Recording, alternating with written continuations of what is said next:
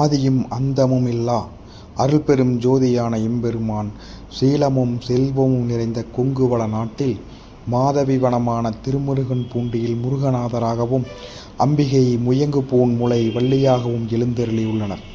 கொங்கு நாட்டில் சுந்தரமூர்த்தி நாயனாருக்கு எம்பெருமான் வேடுபறி நடத்தி அவரது பதிகம் கொண்ட திருத்தலம் இது.